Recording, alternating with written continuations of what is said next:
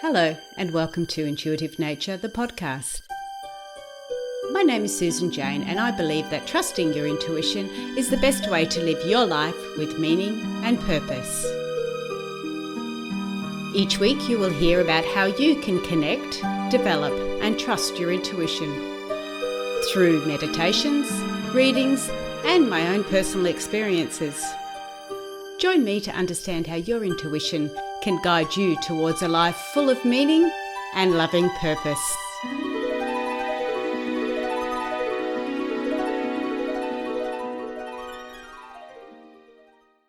Hello, and welcome to Intuitive Nature, the podcast. I'm Susan Jane, the Intuitist, and I'll be your host for this Back to Basic season. This is episode 1.2, where we are discussing the types of intuition we can receive. Now, last week, we talked about how many names and explanations for intuition there was, and how hard it is to know exactly what intuition is. It's been referred to as gut instincts, a feeling in my bones, a hunch, or even the sixth sense. But it doesn't really explain exactly what intuition is. That is more about how we receive that intuition and what it seems like to us. So to really understand intuition, we have to understand where it is coming from. Now, we talked about how we have the two bodies, the physical human body that evolves through DNA and the physical side of life, and we also have that spiritual being that resides in us that comes via the spiritual realm. And it directs or guides us towards our purpose in life. Now, when the spiritual being comes into the physical human, while still in vitro, that is, still in a womb, it creates us, a human being. Now, intuition is the communication between the spiritual being and the human body. It's the guidance and information or messages that come from our spiritual side to our physical side in order to create action. Now, that's what we talked about last week, and this can be achieved in many different ways: emotionally, physically, mentally, and visually. And that brings us to today's subject, the types of intuition.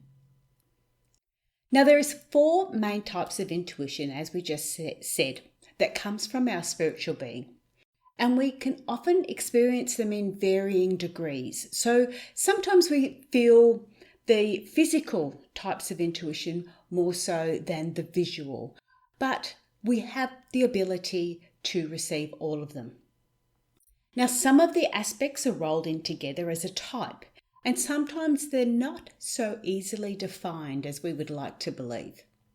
For example, emotional intuition can have physical effects on you, and mental intuition can have you doing things that you have no idea why you are doing them. And you'll find out more about that later in this podcast from my personal experience. But for now, I want to go deeper into the types of intuition there are, so you can start to understand the type of intuition that you may be experiencing at this moment, or what is stronger for you. Over the next few podcasts, I'll go even further into these types of intuition with personal stories that may help you understand these different types a little clearer. So last week we touched on physical intuition and how our body can relay intuitive messages to us when you listen to it or give it some time. Now, while I was heavy in labour with my first child, Mum directed me to listen to what my body was telling me. I kept on asking her, when do I go to hospital? When do I go? When do I go? And she just kept saying, your body will let you know. Listen to your body. Now, it was hard at the time because I was heavy in labour, but I started to quieten down and I started to slow down and listen to what my body was saying or doing. And she was right. It was telling me. I started to let the labour come on more naturally, and I intuitively knew what to do. more importantly, when to go to hospital to give birth.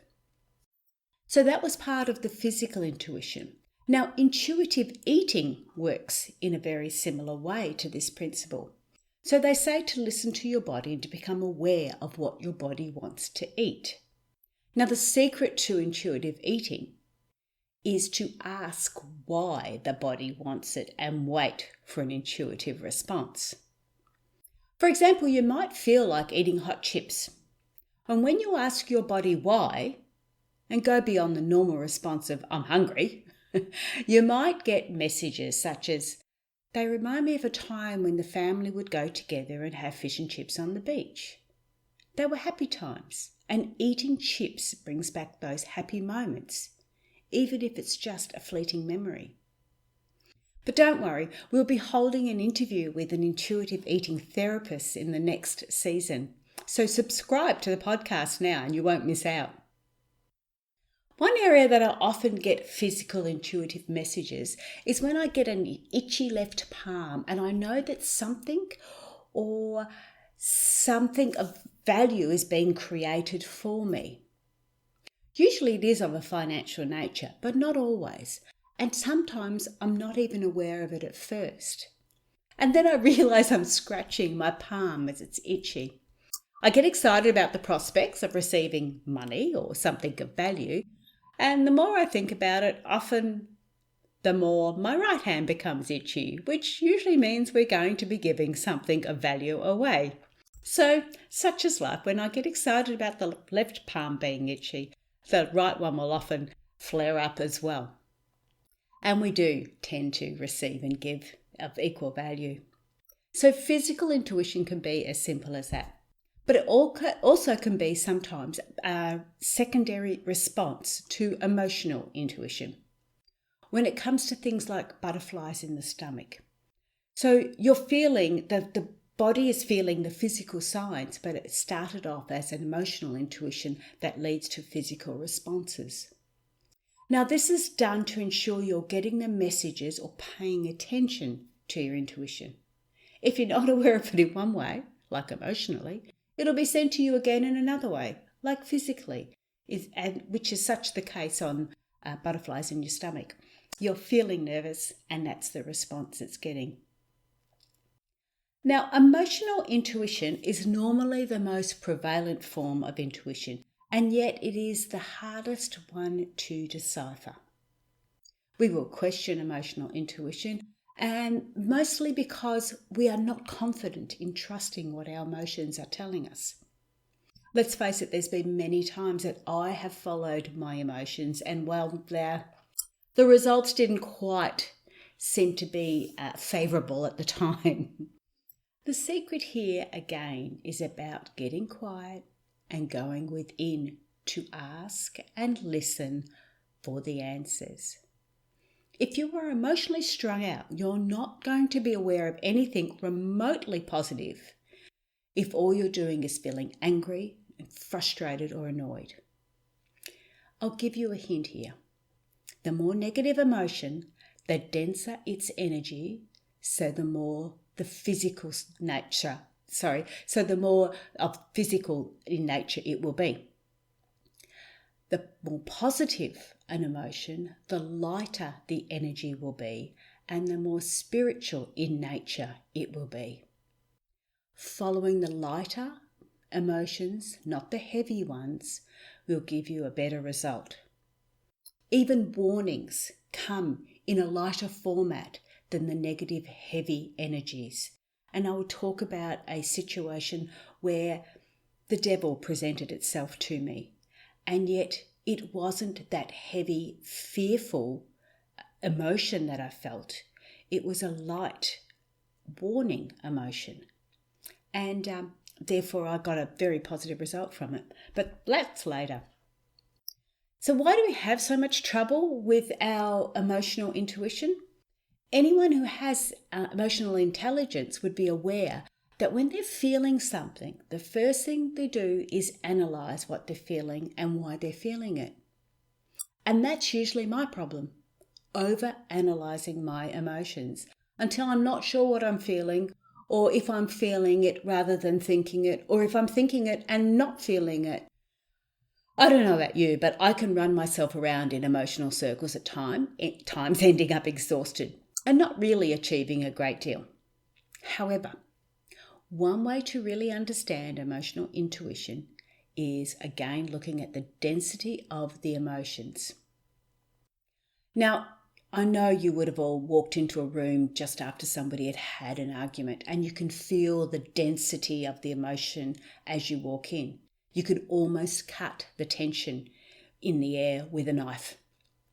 Your spiritual side of you is picking up those heavy emotions, and they're being relayed to you in a millisecond. Intuitively, you will look around to see what's going on in the room. You can feel that there are strong emotions hanging around, but you don't know exactly what they are or who they have come from. Now again, these are strong emotions you'll be feeling, and they're probably of a negative nature, but they are lighter than the really dense ones. Obviously they're dense, but for you, you're feeling it, and you're feeling it as a lighter issue because you know it's actually not you. You know it's coming externally from you. Once you're feeling that, then you look for the visual signs to help you to decipher what is going on in the room. So you've picked up the emotional intuitions come to you, you've picked up that emotional feeling, and then you look for the visual signs. So visual intuition is sectioned out from the 5 physical senses because it appears to be our most reliable form of intuition. You know, we have that feeling that if we can see it, we know it's true.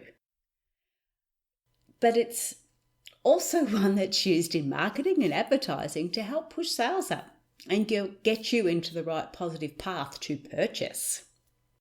So we can use visual intuition in many, many ways. But visual intuition is when you see something that catches your eye or something you notice, but other people don't. Now, it can be as simple as seeing repeated numbers or certain numbers. For a long while, I was always seeing numbers running in order, like 1, 2, 3, 4. So it could be like 12:34 p.m. Whereas others often see numbers like 11:11 or their favourite number constantly popping up over certain periods of time. This is visual intuition. Now, if you can imagine, I see, say, 12:34 or 1, 2, 3, 4. For some reason, my eyes are directed towards a clock, the computer screen, something that at that particular time is 1, 2, 3, 4. Now, you know how quick that time frame goes. If it's 12:34, it doesn't take long to become 12:35. And yet I see 12:34 all the time, or 1, 2, 3, 4. And it is the same with 11:11. If you see 11:11 on the clock, it doesn't take long, 1 minute, to become 11:12. So there is reasons why these numbers are popping up in front of us, and it's not the numbers popping up, it is you being directed to see that. One of the other areas of physical intuition is when you hear something that no one else seems to hear or no one else picks it up. And I do this often in the car where you hear the radio announcer say something, and I've turned to my partner and said, "Did you hear that?" And he goes, "Oh no, I wasn't listening." So for some reason, he had been directed somewhere else to look or think or hear or see, and I had been directed to listen to that. That's how your intuition is working. So visual intuition can be accompanied with physical intuition when you see something that catches your eyes, more like butterflies around the room, and you hear someone else say something about it. Or the news reports on it and it pops up in your Facebook feed. So you may see something and then you'll hear about it, you'll speak about it, you'll be shown it again and again a few times over. It's times like this that I would jump onto Google and find out what butterflies mean. So say I've seen a lot of butterflies, or one happens to land near me and I see it on Facebook or somebody else said, oh, did you notice all the butterflies around? That's when I start to go, okay, what does that mean? What is my intuition trying to draw my attention to, which is obviously butterflies? So I'll Google it and see what it means. Now, for me, they mean transformation. It's going from the chrysalis to emerging into a butterfly. Then I would look at, okay, well, what's my life going through at the moment? What sort of changes could be happening, taking place, or perhaps they should be taking place? And this is how my intuition is showing me visually what I should be doing and where I should be doing it. The other thing is with the numbers too. I'll Google up what angel numbers mean. And it gives me some sort of an understanding, 1111, that my spirit guides are around me or something's happening around me. And that's how my intuition is telling me to look at that, check that out. We see everything for a reason. Now, we might not know what that reason is straight up, but we see it for a reason and it will come back to us somewhere down the track. So visual intuitions seem a little bit more concrete and easier to follow. When numbers are jumping up in front of you or butterflies are flying around, it's easier to get an understanding of it. And we don't put it down so much as coincidence. We tend to look at it a little bit deeper. But coincidence is really your intuition lining things up so you can see, hear, feel, think, or experience what is needed in order to guide you to your higher purpose, your spiritual purpose. And then we come to mental intuition, which involves our inner thoughts and knowing. It's like that inner voice that seems to come from nowhere. But the problem is when we say that inner voice, we think we can actually hear it. But that's not always the case. It's more of we think it, but we don't think it. We just know it. It comes to us. So I'm just going to give you this experience that I had. And when I reflect back on the experience, it still surprises me. I'm still in total awe as to what happened. I remember it as clear as day, and it happened in early 2008. And I had not long decided to move to the Gold Coast to take up full-time university. So I was busy selling, giving away or packing up my 3-bedroom home ready to move into a 1-bedroom granny flat 3 hours drive away. So as you can imagine, my head was pretty busy with the details and getting things organised. Now I was returning from the local op shop where I had just dropped off some stuff, and I was going along my usual route, and I was coming to a T intersection, so I was slowing down. I was due to turn right at this T intersection, so I was slowing down, ready to go home. And it was a give way sign, so although you don't have to come to a complete stop, I was pretty close to stopping as I checked the direction in both ways to see that it was all clear and nothing was coming. And I put my foot in the accelerator and I started to move out of the intersection when I violently, and I do mean violently because it frightened me, I violently jammed my foot on the brake so hard that I almost hit my head on the steering wheel. Now, my car stopped in the middle of the first lane, and I just couldn't believe what I had done. I'd looked up in sort of complete bewilderment, and I actually remember saying to myself, or scolding myself, saying, what on earth are you doing? You've stopped in the middle of the lane. There could be oncoming traffic that could hit you, but luckily there wasn't. There wasn't any traffic coming on my right-hand way. But I just couldn't believe what I had done or why I had done it. It was so out of character. So I was still in a little bit of disbelief, and this is happening so quickly, and yet when we talk about it, it just seems to be forever, but it was happening so quickly. Still in sort of a bit of shock, I went to accelerate to actually cross the intersection and get over into my lane. And all of a sudden, on the left-hand side, I heard a noise and turned. And in an instant, this car came flying over the hill. And I do mean flying. All 4 wheels were off the ground. As I spun my head around, it just sped past me in a split second. I I just couldn't believe it. It happened so fast. Now, if I hadn't have stopped, that car coming over the hill with that sort of speed would not have only hit me, it would have wiped me out completely. And to this day, I still do not recall hearing anything or feeling anything that made me do that. It still shocks me that I hit the brakes so hard with such determination, and I told myself off for doing it because it was bloody dangerous. I couldn't believe I did it. So I refer this as mental intuition.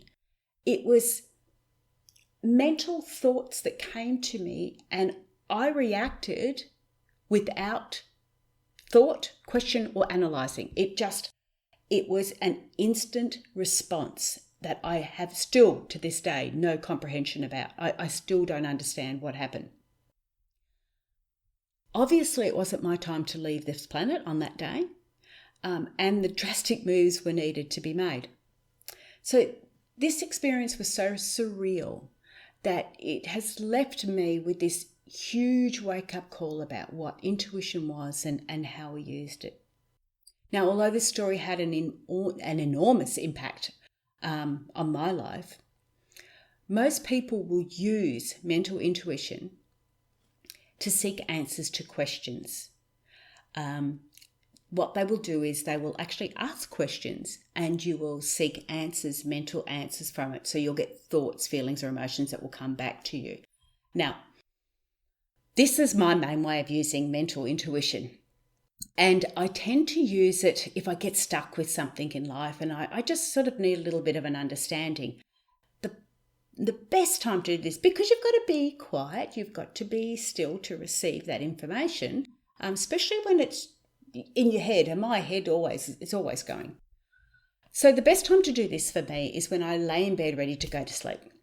I'll ask a question or two, and sometimes the answers can be delivered in my dreams. So that's mental and visual intuition combined. Or usually the information, ideas or thoughts come to me while I'm in the shower the next morning. Now, mental intuition, in fact, any intuition is stronger when you're near bodies of water, such as beaches, rivers, lakes, or streams. And in my case, because I'm quiet and there's not a lot of things to distract me in the shower, because you sort of just go along doing your thing, I get a lot of downloads, what I call my downloads, in the shower. Now, other areas I often get them to is when I'm out walking in the forest or the open plains or just being surrounded by plants. So any areas of nature will help, but water is a stronger conductor for your intuition. And maybe it's because we're more at peace during water or around water. So to really experience intuition, the secret, any types of intuition, the secret is to be aware. Notice what you see and take a mental note of it.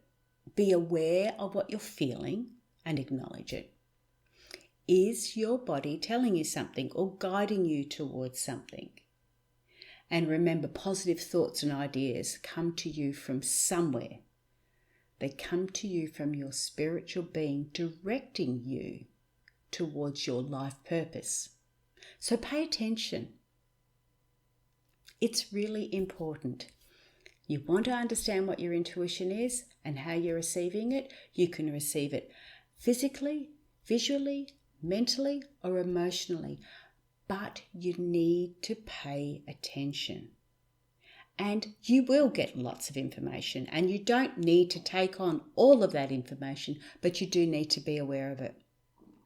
So next week we'll go a little bit deeper into emotional intuition. But for this week, that is what we've talked about as far as our types of intuition. So I've hoped you enjoyed this podcast. I hope you've got some understanding and you may understand a little bit more about how you receive your intuition, what's your strongest area, or you may receive it in a few different ways. And in next week's episode, in episode 1.3, it's about how does your intuition work. That's what we will discuss in that one. And it will be along the lines of emotional intuition. We will discover the strongest form of intuition, which is emotional, and how it works. And the main ways our spiritual body will communicate with the physical body is via emotions. It's energy and motions. But we mustn't let our energy rule us, especially if it's negative. So next week, find out how the spiritual being uses energy, emotion, or emotions to guide, support, or direct our physical body towards its greater life purpose. So that brings us to the end of this episode. I hope you enjoyed it. Please connect with me on any of the social media profiles. I am Susan Jane the Intuitist. Or just add to the notes and subscribe to the podcast if you don't want to miss out on any episodes. Remember, we are all naturally intuitive. It is part of human nature. It is our intuitive nature. I'm Susan Jane, the Intuitist, and thank you for listening.